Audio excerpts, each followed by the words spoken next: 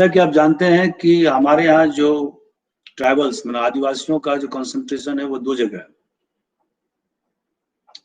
एक north eastern areas में जिसको कि सेवन सिस्टर्स एरिया कहते हैं, आसाम, नागालैंड, मेघालय, त्रिपुरा, मिजोरम, ये सारे जो एरिया हैं उसको नॉर्थ ईस्टर्न एरिया या उत्तर पूर्वी क्षेत्र कहते हैं। और दूसरा जो कंसंट्रेशन है आदिवासियों का वो है सेंट्रल इंडिया, मध्य भारत और आंध्र प्रदेश, महाराष्ट्र, राजस्थान, गुजरात, इन क्षेत्रों में भी आदिवासियों का सबसे ज्यादा कंसंट्रेशन है। और इसीलिए जब हमारा देश आजाद हुआ और संविधान बना तो आपने देखा होगा कि आदिवासियों की हितों की रक्षा करने के लिए शेड्यूल 5 और शेड्यूल 6 ये दोनों हिंदुस्तान के संविधान का हिस्सा हैं। शेड्यूल 6 नॉर्थ ईस्टर्न एरियाज है और शेड्यूल 5 जैसा कि आप जानते हैं कि हिंदुस्तान में सबसे ज्यादा अगर किसी कौम ने, किसी कम्युनिटी ने विरोध किया है, किया था, तो वो था आदिवासी कौम, चाहे वो सेंट्रल इंडिया के आदिवासी हों या उत्तर पूर्वी क्षेत्र के आदिवासी हों। हालांकि दोनों के जो विरोध करने के जो कारण थे वो अलग अलग थे, जिसके बारे में हम अभी बताएंगे आपको। लेकिन हिंदुस्तान के सभी कम्युनिटी में सबसे ज्यादा, अगर किसी कम्युनिटी ने सबसे ज्यादा विरोध किया तो वो था आदिवासी कम्युनिटी।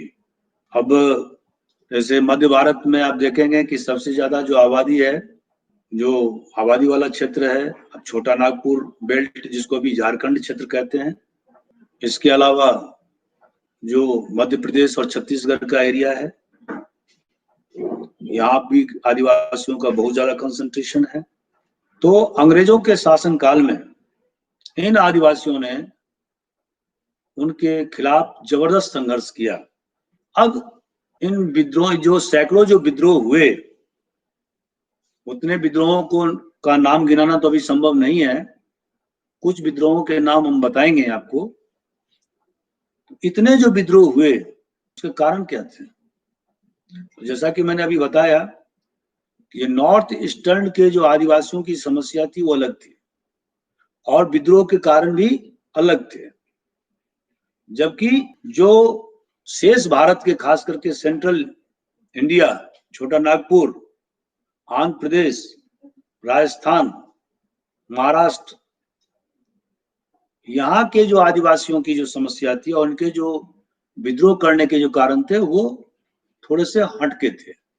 हालांकि जो एक कॉमन फैक्टर था वो था, जैसा कि आप जानते हैं कि आदिवासियों में इतनी सॉलिडारिटी बहुत ज्यादा होती है और अंग्रेजी हुकूमत इस इतनी को जो सॉलिडारिटी थी उसको वो तोड़ फोड़ करना चाहता था।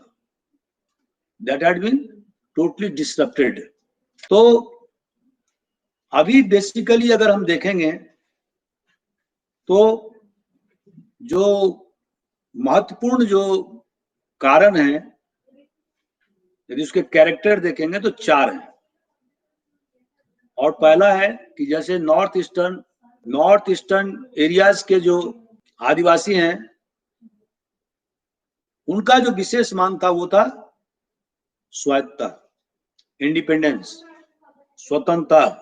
लेकिन जो शेष भारत के, खास करके झारखंड का और मध्य भारत का जो मामला था वो था,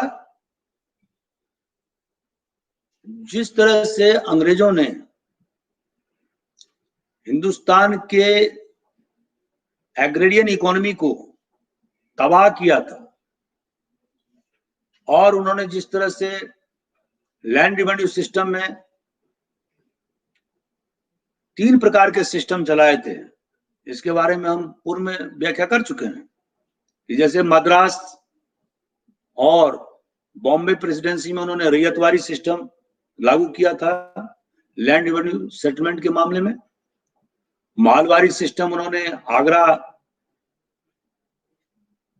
लखनऊ, अवध और पंजाब सूबा में इसे प्रचलित किया था। और बंगाल सूबा में, जिसमें कि उस समय में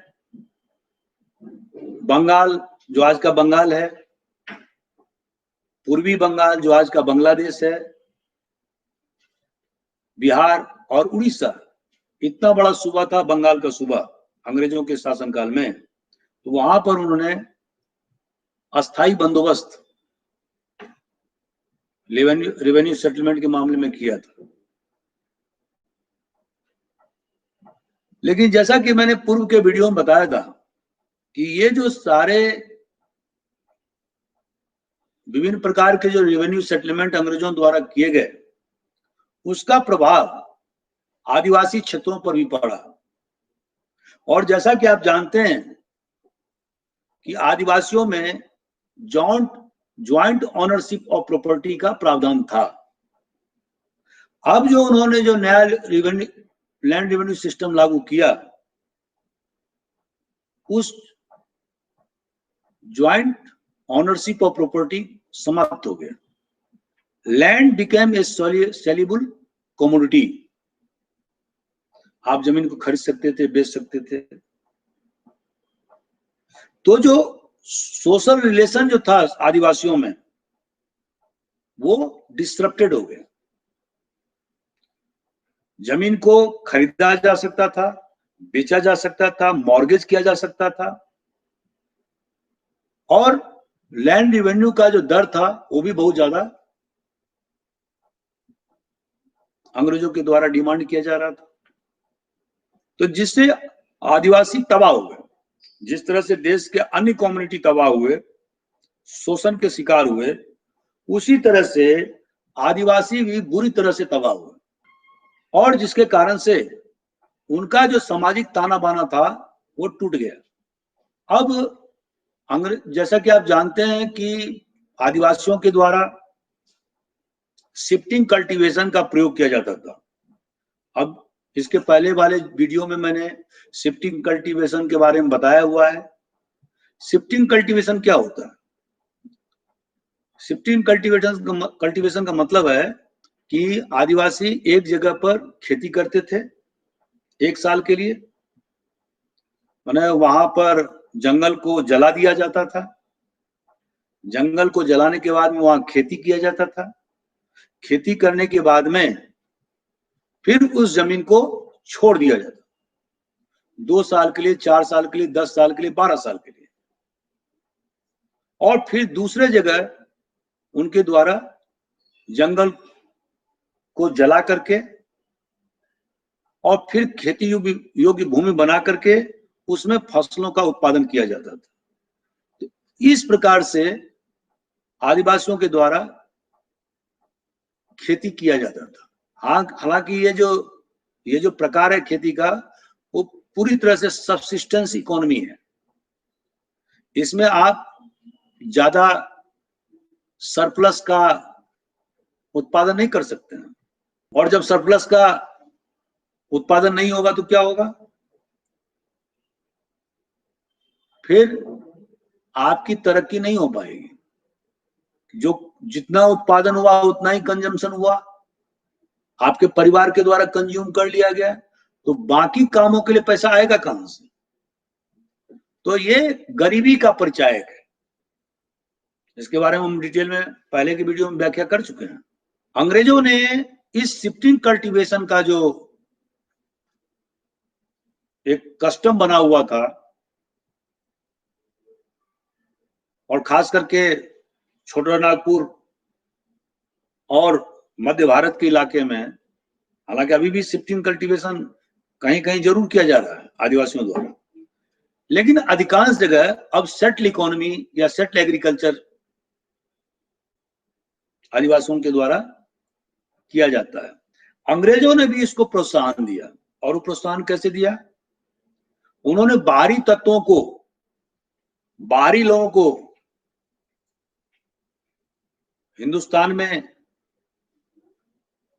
हिंदुस्तान के बाहरी जो लोग थे, खास करके हिंदू, सिख, मुसलमान, इन लोगों को उन्होंने ट्राइबल बेल्ट में बुलाया और उन्हें खेती करने के लिए प्रोत्साहित किया।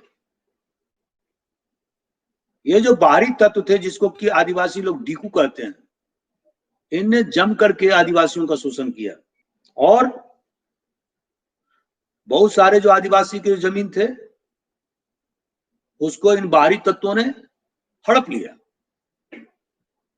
क्योंकि किसान, आदिवासी किसान समय पर टैक्स नहीं दे पाते थे, तो वो मनी लेंडर से पैसे कर्जे के रूप में लेते थे और जिसका परिणाम ये हुआ कि बहुत ज्यादा ब्याज का दर होने के कारण बहुत सारे किसान, आदिवासी किसान कर्ज में डूब गए। और ये जो आदिवासी क्षेत्रों में जो महाजन, जो सूदखोर महाजन, जिसको अंग्रेजी में मनी लेंडर कहते हैं, उनका आदिवासियों के खून का प्यासा हो गया। इस तरह से हम देखते हैं कि बहुत सारे जो जमीन आदिवासियों के पास थे वो अब मॉर्गेज हो गए। बाहरी तत्वों ने आदिवासियों की जमीन खरीद लिया। इसीलिए आजाद भारत में आपने देखा है कि जो शेड्यूल 5 में जो एरिया आते हैं, जो शेड्यूल एरिया में आते हैं, वहां जो आदिवासी की जमीन कोई दूसरा आदमी बिना कलेक्टर के परमिशन से खरीद नहीं सकता है। लेकिन ऐसा प्रावधान अंग्रेजों के समय में नहीं था, जिसके कारण से अधिकांश आदिवासियों की जमीन डीकू माने बाहरी तत्वों के पास चले गए। बहुत सारे जमीन महाजन ने, मनी लेंडर्स ने मॉर्गेज कर लिया था और बाद में उसे बाहरी तत्वों को बेच दिया। तो इस तरह से आदिवासियों का एक तरह से लैंड एलिनिएशन, अपने ही घर में, अपने जमीन से, अपने जायदाद से वो बेदखल हो गए। और ये सबसे बड़ा इंपॉर्टेंट फैक्टर था, जो इतने सारे जो विद्रोह हुए आदिवासी क्षेत्र में, वो सबसे बड़ा इंपॉर्टेंट कारण ये था। इसके बाद में दोस्तों, जैसा कि आप जानते हैं कि अंग्रेजों ने 1853 में यहां पर रेलवे लाइन चालू किया। शिपिंग इंडस्ट्री भी जोर शोर से अंग्रेजों के द्वारा चालू किया गया। अब रेलवे लाइन की पटरी बिछाने में उस समय लकड़ी का उपयोग होता था और इसके लिए उन्होंने जंगल की अंधाधुंध कटाई करना प्रारंभ कर दिया और इसके कारण उन्होंने 1864 में फॉरेस्ट एक्ट भी लिया है, जिसमें कि कुछ क्षेत्रों को उन्होंने रिजर्व फॉरेस्ट बना दिया, जहां पर कि आदिवासी उस फॉरेस्ट प्रोड्यूस का उपयोग नहीं कर सकते थे, जंगल को नहीं काट सकते थे। तो इसके कारण से आदिवासी बहुत परेशान हो गए, क्योंकि आप जानते हैं कि आदिवासियों का जो जीविकोपार्जन है वो दो चीज पर निर्भर करता है। पहला फॉरेस्ट प्रोड्यूस और दूसरा एग्रीकल्चरल प्रोड्यूस। तो अब जमीन तो उनके हाथ से चले ही गए, अधिकांश जमीन बाहरी तत्वों को। अब फॉरेस्ट प्रोड्यूस जो वनोपज है उस पर भी धीरे धीरे दूसरों का कब्जा होने लगा, खास करके शासन का। इससे भूखमरी की समस्या आदिवासी क्षेत्रों में फैल गई और वो मरने मारने पर उतारू हो गए, क्योंकि उनको जीविकोपार्जन का तो साधन रहा नहीं।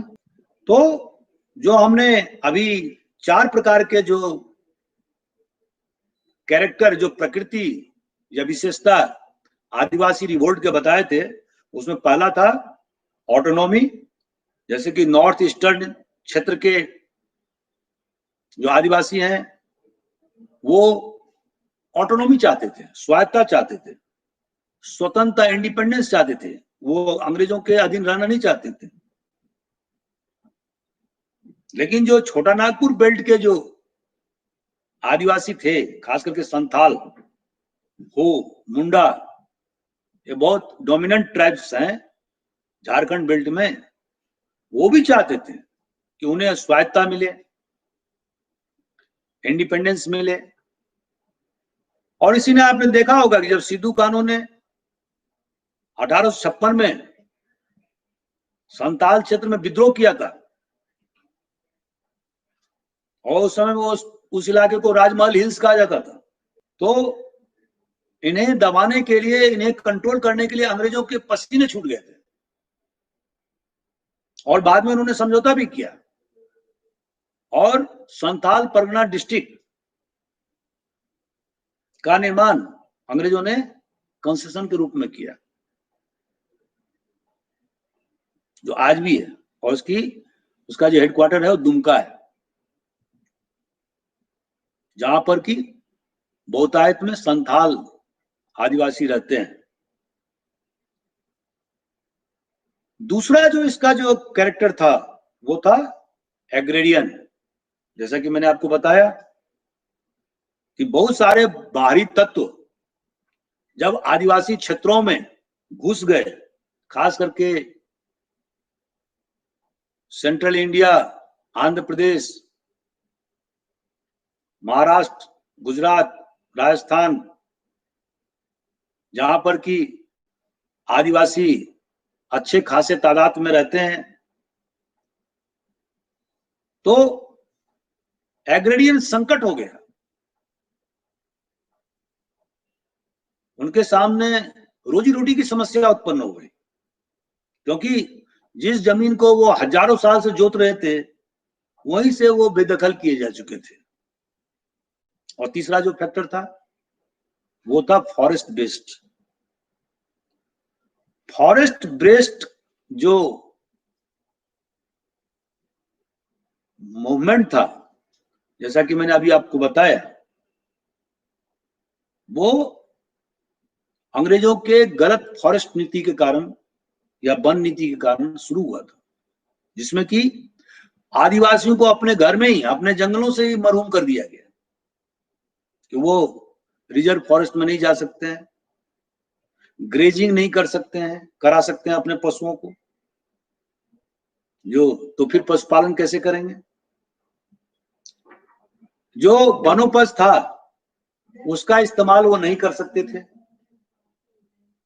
तो इस तरह से आदिवासी चारों तरफ से घिर गए। और इसका जो चौथा जो पक्ष था वो था सोशियो रिलीजियस या सोशियो कल्चरल।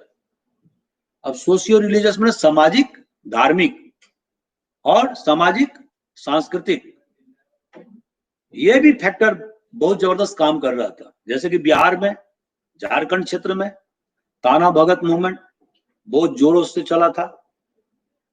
बिरसा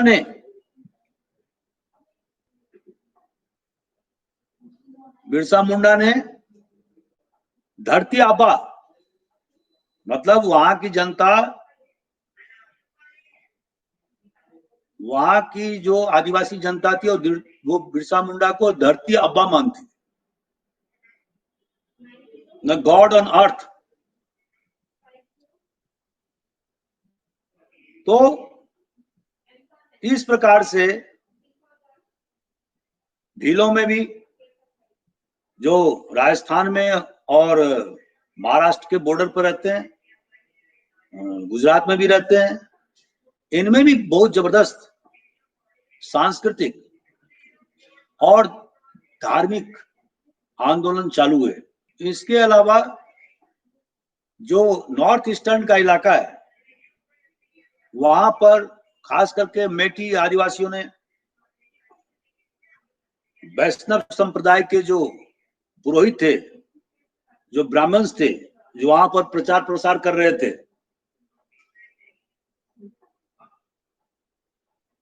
उन्हें विरोध किया और एक तरह से डिसंस्कृताइजेशन का अभियान शुरू हो गया, जिसमें कि उन्होंने ब्राह्मणों के द्वारा जो मेघालय और वहां के आदिवासियों को ब्राह्मणाइज करने की कोशिश की जा रही थी, संस्कृताइजेशन करने की कोशिश की जा रही थी, उसका जस्ट उल्टा आंदोलन शुरू हो गया, डिसंस्कृताइजेशन। तो ये सारे फैक्टर काम कर रहे थे। इसके अलावा जैसे कि दोस्तों आप जानते हैं कि अंग्रेजों ने विभिन्न प्रकार के कानून लागू किए, जो कि हिंदू और इस्लाम कानून से हटके थे। उन्होंने एंग्लो सैक्सन कानून को हिंदुस्तान में लागू किया। लॉर्ड मैकोले का जो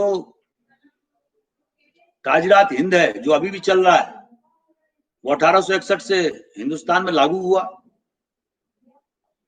और ये जो कानून लागू हुआ वो आदिवासियों के ट्रेडिशन और कस्टम, मतलब उनकी परंपराओं से, उनके रीति रिवाज से मेल नहीं खाता है, और इसके कारण से आदिवासी बहुत ज्यादा व्यथित हुए।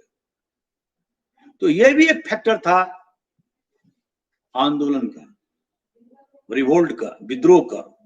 और इसी कारण से सीरीज आफ्टर सीरीज आदिवासियों का विद्रोह हिंदुस्तान में हुआ और उन्होंने अंग्रेजों के छक्के छुड़ा दिए। हालांकि अंग्रेज सभी आंदोलन को दबाने में सफल हो गए, लेकिन उसकी कीमत उन्हें बहुत ज्यादा चुकानी पड़ी, खास करके नॉर्थ ईस्टर्न एरियाज में, मणिपुर में, मिजोरम में, मेघालय में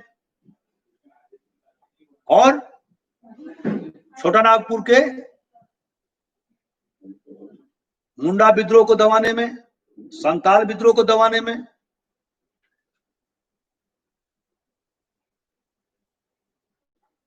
उन्हें भारी कीमत चुकाना पड़ा। और इसीलिए जब उन्होंने देखा कि बहुत ज्यादा जब जहां संघर्ष होता था तो फिर वो कंसेशन भी का भी रास्ता खोलते थे। जैसे छोटा नागपुर टेनेंसी एक्ट उन्होंने लागू किया था, और इसमें अंग्रेजों ने बताया कि आप किसी आदिवासी को उसके जमीन से बेदखल नहीं कर सकते। ये बहुत बाद में लागू हुआ। तो ये सारे फैक्टर काम कर रहे थे आदिवासियों के विद्रोह की भावना को भड़काने में। इसके बाद में नॉर्थ ईस्टर्न एरियाज के जो आदिवासी के द्वारा जो विद्रोह किया गया था, उसका कारण क्या था? तो जैसा कि दोस्तों आप जानते हैं कि नॉर्थ ईस्टर्न एरियाज में अंग्रेज बहुत बाद में आदिवासी क्षेत्र में गए, मतलब उनका सामना नॉर्थ ईस्टर्न या उत्तर पूर्वी क्षेत्र, खास करके आसाम, मेघालय, मिजोरम, त्रिपुरा, नागालैंड, इन इलाकों में उनका दखल जो है वो बहुत बाद में हुआ। वो अधिकांश दखल 19वीं शताब्दी के उत्तरार्ध में शुरू हुआ। तो चूंकि वहां पर जो आबादी है वो बहुसंख्यक आदिवासी हैं, तो ये आदिवासी स्वायत्ता चाहते थे, स्वतंत्रता चाहते थे। वो अंग्रेजों की पराधीनता को स्वीकार नहीं कर रहे, जिसके कारण से विद्रोह हुआ।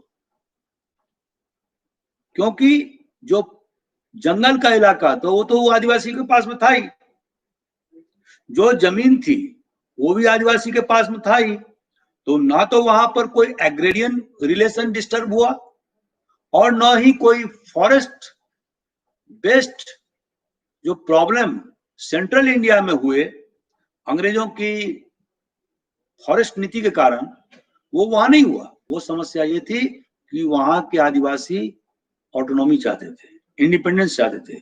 वो अंग्रेजों की पराधीनता को स्वीकार करने के लिए तैयार नहीं थे।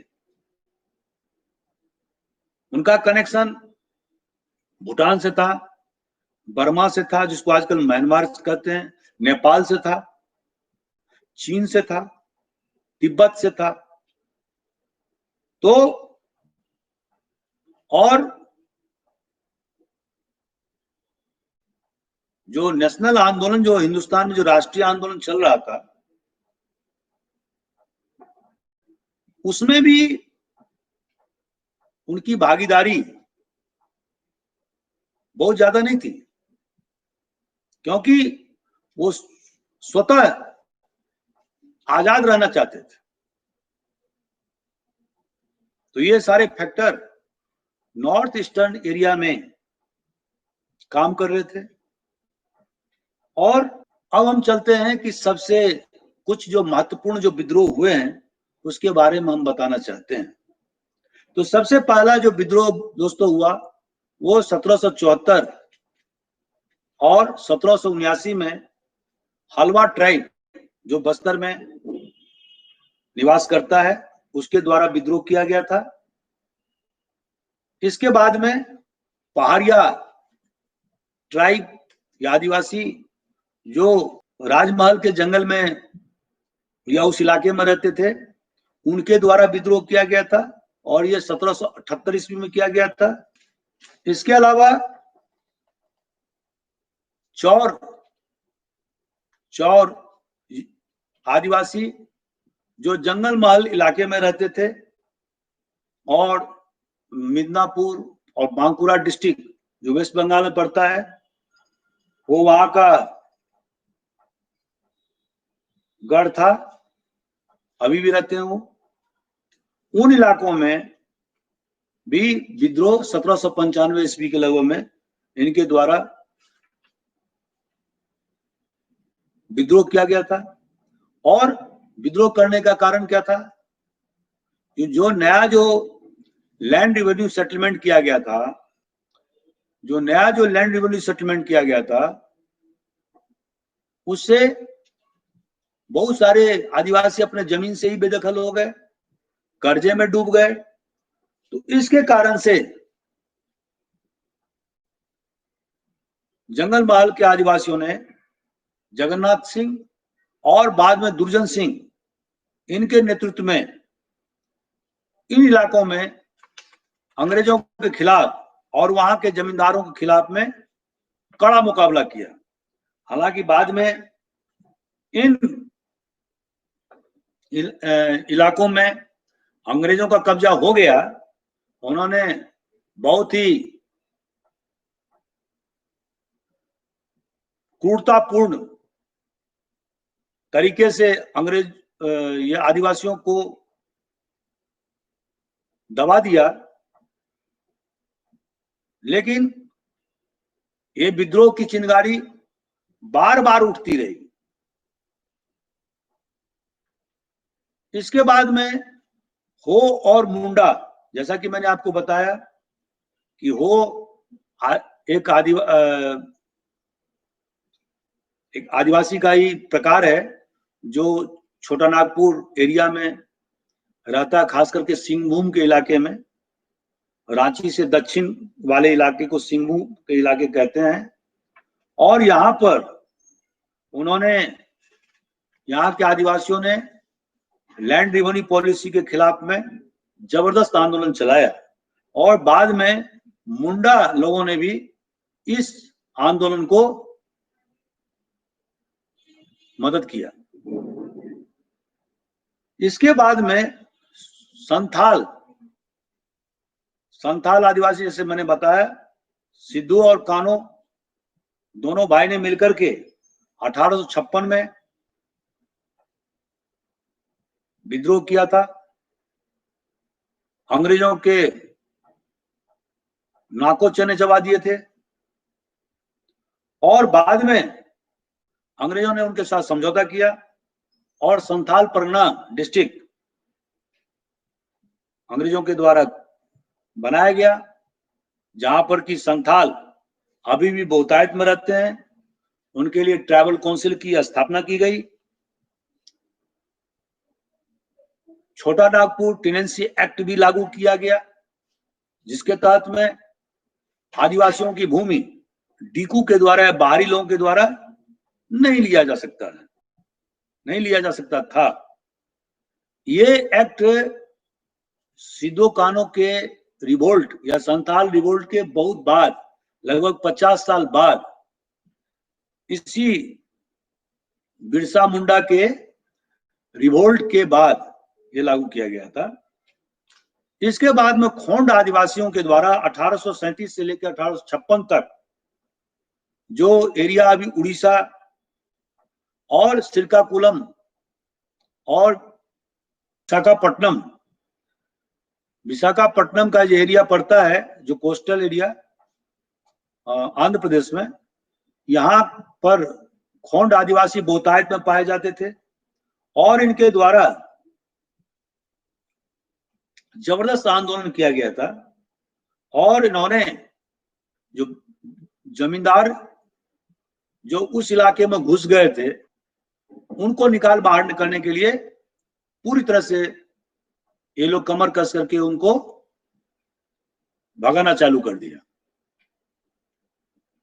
और बहुत ज्यादा खून खराबा भी हुआ। हालांकि बाद में अंग्रेजों ने इसे सख्ती से दबा दिया, लेकिन इस विद्रोह की गूंज पूरे उड़ीसा और आंध्र प्रदेश के अधिकांश भागों में, खास करके कोस्टल एरियाज में, इसकी गूंज सुनाई पड़ी। और खास करके चक्र बिश्नोई ने बहुत जबरदस्त नेतृत्व प्रदान किया था। बाद में उनके गायब होने के बाद में या मिसिंग हो जाने के बाद में यह आंदोलन धीरे धीरे कमजोर होता गया। इसके बाद में दोस्तों पूर्वी गोदावरी क्षेत्र में कोया आदिवासियों के द्वारा जबरदस्त आंदोलन किया गया, विद्रोह किया गया और ये विद्रोह अनेक बार हुए, जैसे कि 1803 में, 1840 में, 1845 में, 1858 में, 1862 में, 1879 में, 80 में, लगातार कंटिन्यूअस विद्रोह होता गया। अंग्रेज दबाते थे, फिर दोबारा से विद्रोह जाता था और इसमें जो नेतृत्व की भूमिका निभाई उसका नाम था तोमा सोरा और बाद में अनंत। इन दोनों के द्वारा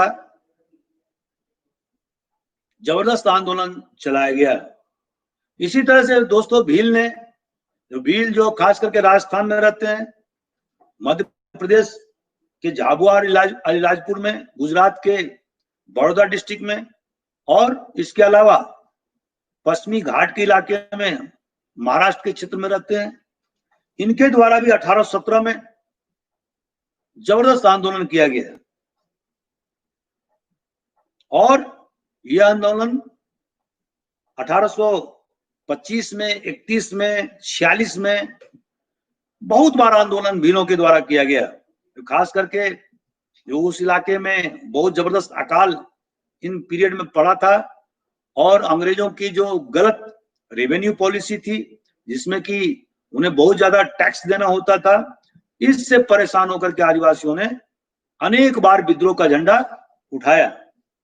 इसके बाद में कोलिस के द्वारा 1829 में, 1939, 1839 में, 1844 में और रामोसी एक ट्राइब है वेस्टर्न घाट में, जो आदिवासी वेस्टर्न घाट के इलाके, पश्चिमी घाट के इलाके में रहते हैं, इनके द्वारा 1822 में चित्तूर सिंह के नेतृत्व में विद्रोह किया गया। 1825-26 में उमाजी नायक के नेतृत्व में विद्रोह किया गया उसके बाद में 1839 में जब प्रताप सिंह को, जो अंतिम मराठा शासक था, उनको जब सतारा से निकाल बाहर कर दिया गया अंग्रेजों के द्वारा, तो इस कारण से वहां के आदिवासी बहुत ज्यादा व्यथित हुए और उन्होंने अंग्रेजों के खिलाफ झंडा उठाया, क्योंकि ये रामोजी जो आदिवासी थे, अधिकांश उसमें मराठा सेना में कार्यरत थे। और जब मराठा किंगडम, जैसा कि आप जानते हैं कि third battle of Anglo Maratha war में मराठाओं के शिकस्त हो जाने के बाद में पूरे मराठे का जो मराठा लैंड था उसको अंग्रेजों ने डायरेक्ट कब्जा में ले लिया था, उनकी आर्मी को डिसबैंड कर दिया गया था। तो इससे बहुत सारे जो रामोजी आदिवासी थे वो बेरोजगार हो गए और इसके कारण से उन्होंने हथियार उठा लिया। हालांकि इस रिवोल्ट को भी, इस विद्रोह को भी अंग्रेजों के द्वारा सख्ती से दबा दिया गया। तो इस तरह से दोस्तों देखते हैं कि आदिवासियों के द्वारा, खास करके जो झारखंड के इलाके और आंध्र प्रदेश, मध्य प्रदेश, राजस्थान, गुजरात और महाराष्ट्र के आदिवासियों के द्वारा बार बार विद्रोह किया गया। हालांकि इस विद्रोह को अंग्रेजों ने सफलतापूर्वक दबा लिया। इसके बाद चलते हैं नॉर्थ ईस्टर्न एरिया में, जो आसाम का क्षेत्र है, उन क्षेत्रों में भी आदिवासियों के द्वारा अनेक विद्रोह किए गए। जैसे कि खासी, इनके द्वारा 1833 में विद्रोह किया गया। और विद्रोह का कारण क्या था कि अंग्रेज चाहते थे कि ब्रह्मपुत्र घाटी को सिलहट से मिलाया जाए और इसके लिए वो रोड बनाना चाहते थे। लेकिन खासी जनजाति, जैसा कि आप जानते हैं कि मेघालय में 3 महत्वपूर्ण आदिवासी रहते हैं, एक खासी, दूसरा गारो और तीसरा जैंतिया। और वहां की जो सोसाइटी है वो मैट्रिलिनियल सोसाइटी है। इसके बारे में हम पूर्व के वीडियो में बता चुके हैं। ये खासी आदिवासियों ने जबरदस्त विरोध किया क्योंकि जब रोड बनाने का काम शुरू हुआ तो अंग्रेजों के साथ बहुत सारे बाहरी लोग भी उस इलाके में प्रवेश कर गए और खासियों का यही कहना था कि बाहरी तत्वों के आने से उनका जो कल्चर है, उनका जो संस्कृति है, उनका जो सामाजिक व्यवस्था है वो चरमरा जाएगी। इसीलिए उन्होंने जबरदस्त विद्रोह किया। और इसके अलावा दूसरा जो विद्रोह था वो था सिंगपोस। हालांकि बाद में खासी का विद्रोह को दबा दिया गया। तो सिंगपोस विद्रोह ये भी जो है वो 1833 और 39 के बीच में हुआ था। और इसमें इन सिंगपोस विद्रोहियों ने जो अंग्रेजों के जो गैरिसन थे, जो मिलिट्री साजो सामान रखने का जो स्टोर रूम होता है उसको गैरिसन कहते हैं, वहां पर धावा बोला, लूट लिए, बहुत सारे साजो सामान लूट लिया उन्होंने, बहुत सारे अंग्रेज सिपाही मारे गए। हालांकि अंग्रेज फौज में बहुत सारे हिंदुस्तानी भी थे, वो बहुत सारे लोग मारे गए। हालांकि बाद में 1839 का पीरियड आते आते सिंगपोस विद्रोह को भी दबा दिया गया। इसके बाद में 1879 में नागाओं ने, जैसे अभी उनके लिए अलग से राज्य बना दिया गया नागालैंड, ये बहुत ही खूंखार किस्म के आदिवासी माने जाते थे उस जमाने में। उनके द्वारा भी 1879 में 1879 में विद्रोह किया गया था। जबरदस्त आंदोलन अंग्रेजों के खिलाफ में नागाओं के द्वारा शुरू किया गया था। उसके बाद में 1891 में अंग्रेजों ने मणिपुर के साथ में युद्ध किया और मणिपुरियों ने जबरदस्त प्रतिरोध अंग्रेजों के सामने में दिखाया। हालांकि बाद में मणिपुर को अंग्रेजों ने अपने में मिला लिया, लेकिन ये जो लड़ाई था इसमें अंग्रेजों को भारी नुकसान उठाना पड़ा। इसके बाद में मिजोरम, जहां की जो महत्वपूर्ण जो आदिवासी क्लान है उसको बोलते हैं लुसाई, इन लोगों ने भी 1892 में जबरदस्त रूप से अंग्रेजों का प्रतिरोध किया। बस्तर जो अभी छत्तीसगढ़ का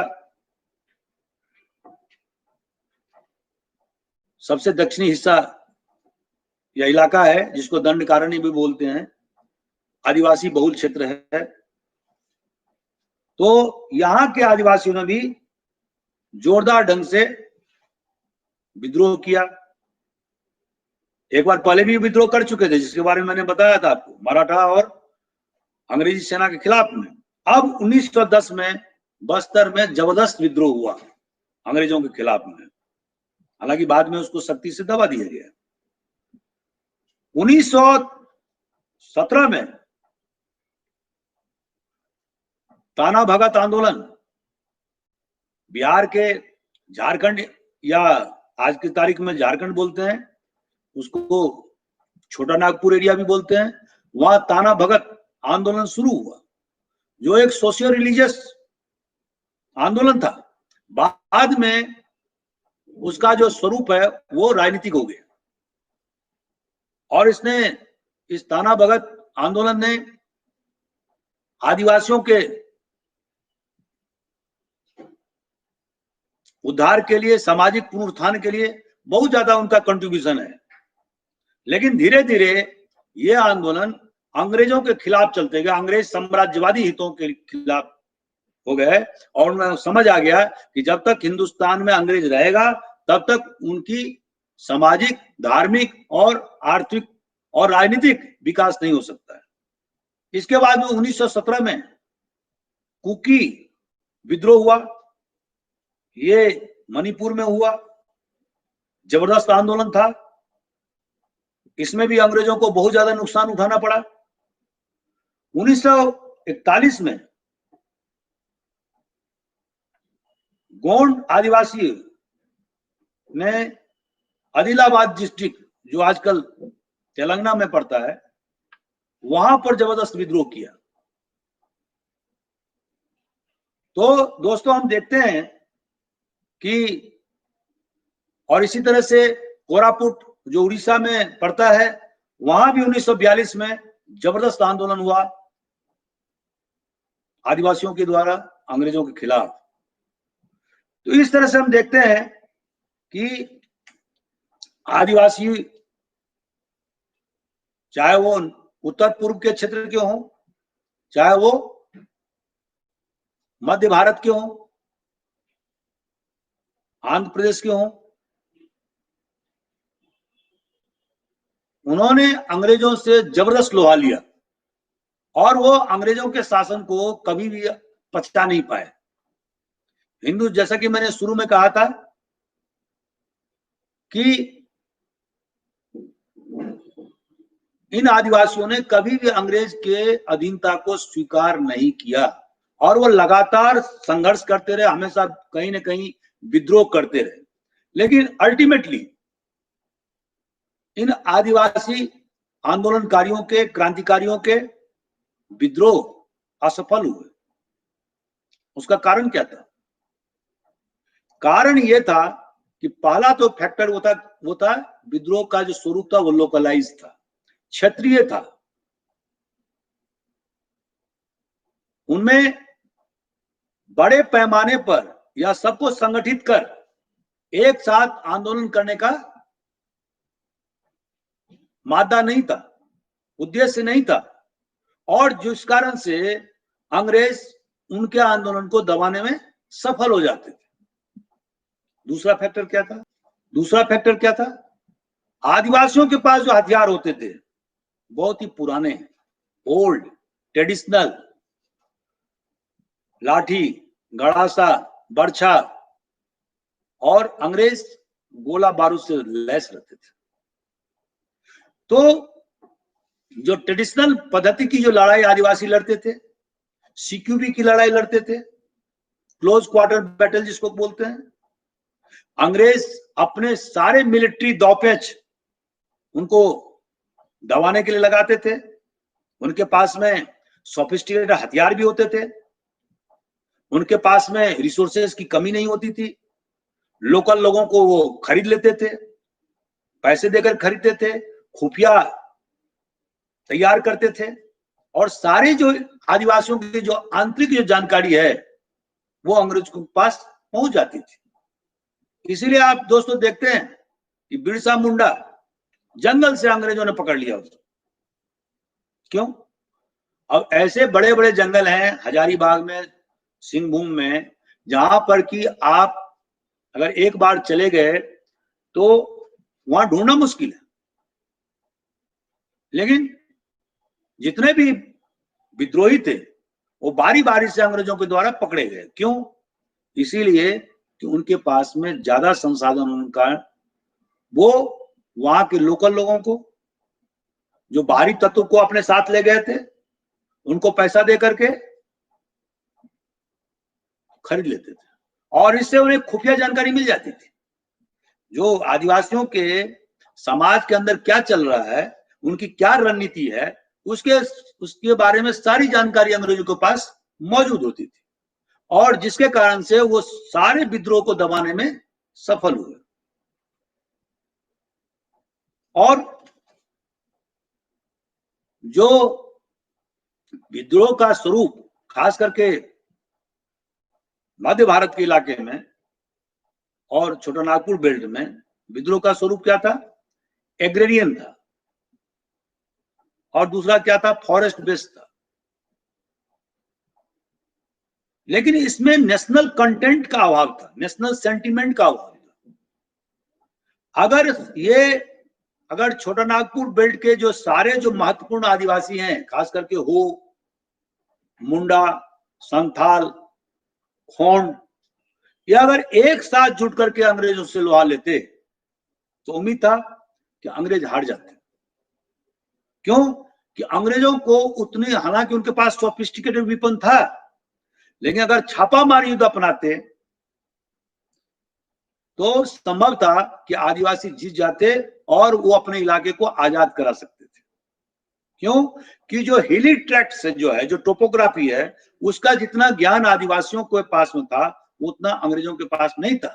वो यहाँ के हिंदुस्तानी जो टाउट थे, जो खुफिया तंत्र के लोग थे, उस पर निर्भर थे। तो ऐसा एक संगठित, एक कंजॉइंटेड इफोर्ट के साथ अंग्रेजों ने के विरुद्ध उन्होंने लोहा नहीं लिया। अलग अलग आदिवासियों समूह द्वारा अलग अलग लड़ाई लड़ी गई, और जिसका परिणाम क्या हुआ कि बार बार आदिवासी हारते गए। तो इसमें जो पुरातन पद्धति से लड़ी गई लड़ाई थी, इसमें किसी प्रकार का नयापन नहीं था। वो एक ट्रेडिशनल पद्धति से लड़ी गई लड़ाई थी। उन्होंने कोई वैकल्पिक ब्लूप्रिंट जनता के सामने नहीं रखा, और इसमें नेशनल सेंटिमेंट का भी अभाव था। क्योंकि आप दोस्तों जानते हैं कि जो नेशनलिज्म की जो भावना है, जिसको मैं पहले की वीडियो में बता चुका हूं, राष्ट्रवाद की भावना, वो हिंदुस्तान में 19वीं शताब्दी के उत्तरार्ध में आना शुरू हो गया, जब हमारे देश के धर्म और समाज सुधारक राम मोहन राय, विवेकानंद, महर्षि दयानंद सरस्वती, एमजी रानाडे जैसे जो बड़े बड़े समाज सुधारक द्वारा जब समाज में फैली हुई विकृतियों को, जो हिंदू धर्म में जो बहुत सारी जो विकृतियां थी, उसको जब उनके द्वारा दूर किया गया, और जब जनता में एक एंटी ब्रिटिश फीलिंग भाव पैदा हुआ, तब राष्ट्रवाद की उत्पत्ति हिंदुस्तान में हुई। तो जो आदिवासियों का जो 19वीं शताब्दी के पूर्वार्ध या उत्तरार्ध में जो अंग्रेजों के खिलाफ में जो लड़ी गई जो लड़ाई थी, और उसमें जो बार बार जो फेल हुए, उसका रीजन एक ही था कि वो कंजॉइंटेड इफोर्ट नहीं था। वो संगठित प्रयास नहीं था, वो लोकलाइज था, वो स्कैटर्ड था, वो छिटफुट था, जिसके कारण से आदिवासी हार गए। लेकिन इसका अचीवमेंट क्या रहा? ये ट्राइबल रिवोल्ट जो हिंदुस्तान में अंग्रेजी शासनकाल में हुए और 200 वर्षों तक आदिवासी चुप नहीं रहे, तो इसका जो उपलब्धि है वो क्या रहा? उपलब्धि 2-3 रहे। पहला,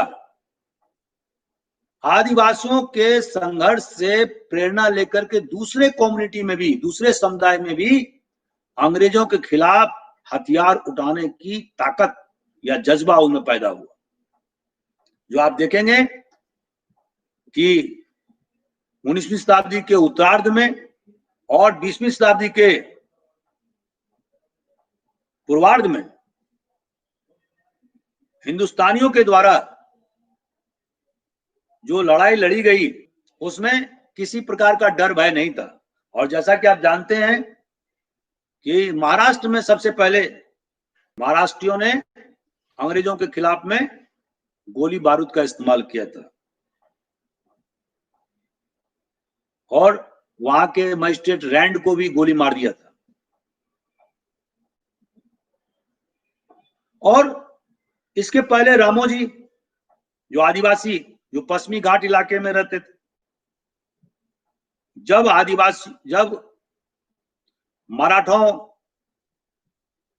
की सेना खत्म कर दी गई, उनका साम्राज्य विघटित कर दिया गया, अंग्रेजों ने सीधे उनके एरिया को अपने कब्जे में ले लिया और रामोजी आदिवासी जो मराठी सेना में बहुत तादाद में शामिल थे और जब वो बेरोजगार हो गए तो उन्होंने सतारा में भी धावा बोला था, जो मैं अभी बता चुका हूं। तो ये ट्रेडिशन इन आदिवासियों ने स्थापित किया, जो बाद के वर्षों में हमारे स्वतंत्रता आंदोलनकारी या राष्ट्रवादियों ने उसका उपयोग किया। दूसरा उपलब्धि क्या था कि जैसा कि आप जानते होंगे कि बिरसा मुंडा ने जब वहां आंदोलन शुरू किया था 1899 और 1900 ईस्वी में, और उन्हें धरती आबा भी पुकारे जाने लगा था, तो उन्होंने क्या कहा था कि जमींदारों को टैक्स नहीं दो, रेंट नहीं दो, अंग्रेजों को कोई टैक्स नहीं दो। इसका परिणाम क्या हुआ? बाद के वर्षों में जब गांधी जी के नेतृत्व में आंदोलन चलाया गया तो आप देखेंगे कि सविनय अवज्ञा आंदोलन, जो सिविल डिसोबीडियंस मूवमेंट, जिसके बारे में हम पूर्व के वीडियो में बता चुके हैं, उसमें 1930 में संयुक्त प्रांत में, बिहार में और गुजरात में, संयुक्त प्रांत में जवाहरलाल नेहरू के नेतृत्व में और गुजरात में वल्लभ भाई पटेल के नेतृत्व में उन्होंने नो रेंट और नो टैक्स का आंदोलन चलाया। नो रेंट मतलब किसान अंग्रेजी हुकूमत को कोई रेंट नहीं देगा, और जमींदारों के लिए उन्होंने कहा कि कोई जमींदार अंग्रेजों को टैक्स नहीं देगा।